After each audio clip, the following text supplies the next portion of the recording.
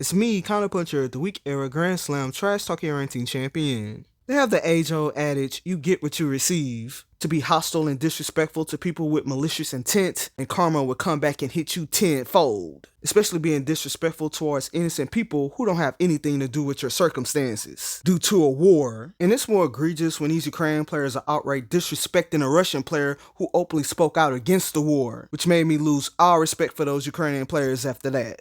Anhelina Kalinina is another one of those Ukrainian players during that 8-year civil war between Russia and Ukraine. She was not advocating against, protesting against, wanting peace, and wanting that civil war to end. Even after 15,000 Ukrainian casualties lost their lives during that civil war, none of those Ukrainian players gave a damn about that civil war.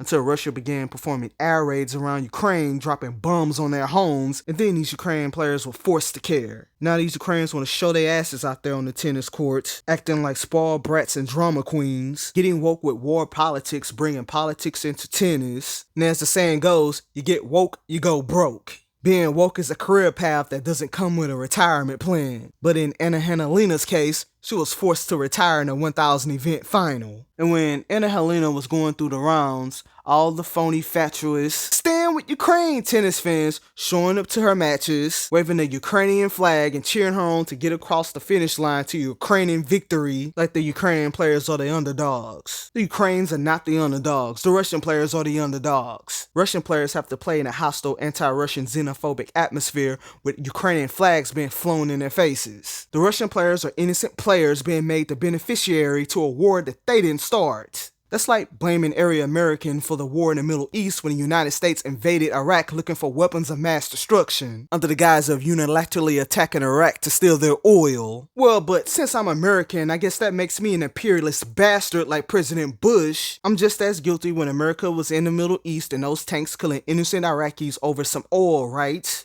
And I noticed when I was watching tennis clips of players from the early and mid 2000s, I don't see players acting hostile towards American players for the war in Iraq and innocent Iraqis being killed, not because of terrorism or the September 11 attacks, all because President Bush wanted some damn oil. Because WTA is co-founded by an American woman, Billie Jean King, and she would never let the crowning jewels of the WTA, American women, be openly discriminated against by other players. Billie Jean King, who found this league on feminist principles, then in turn she lets women be openly hostile and discriminate against each other. And Billie Jean King is a lesbian, she loves women, and I bring this up because the group of people who want to be included the most in our society are homosexuals. Homosexuals don't like being ostracized, alienated, and excluded from society. Especially with Billie Jean King, who experienced homophobia, discrimination, and being ostracized after she was tripped and pushed out of the closet, losing hundreds and thousands of dollars from sponsors, which forced her to play tennis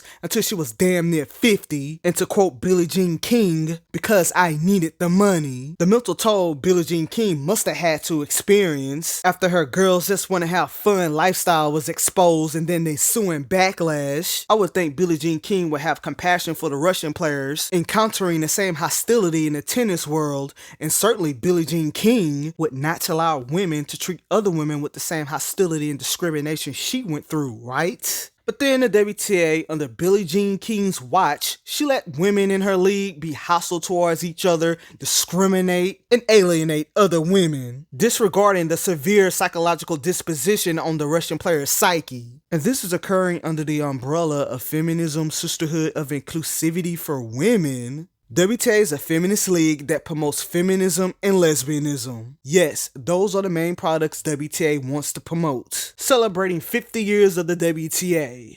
More like WTA celebrating 50 years of gut rot. Politics have no place in sports. The way these Ukrainian players are treating those Russian players, they are destroying the foundation of the WTA. That's why when we watch women's tennis matches and the stadiums are half empty, no one wants to show up to these women's matches. Women's tennis is an inferior product. The crowd turnouts reflect this. WTA should focus on making a product watchable than letting players run their product into the ground with politics. I'm tired of politics being integrated into sports. I don't have to worry about about some political agendas being pushed in my face while watching men's sports. The agendas of feminism, equal pay, homosexuality, inclusivity, all in a hypocritical feminist league where the women blatantly discriminate and exclude other women. Anhelina got to a 1,000 event final, but in the end had to retire, which should not come as a shock to fans of Ukrainian women's tennis. They should be used to seeing Ukrainian players retiring and withdrawing from matches by now. Ukrainians are hardly winning at anything. Early round exits, injuries, giving walkovers and retirements are the order of the day when following Ukrainian women's tennis. Ukrainians will never have abundant long-term success because they're too focused on being politically woke and being disrespectful and unsportsmanlike to Russian players who don't have anything to do with the war. This is karma at its finest. Ukrainian gets to the final, then gets injured, and has to retire.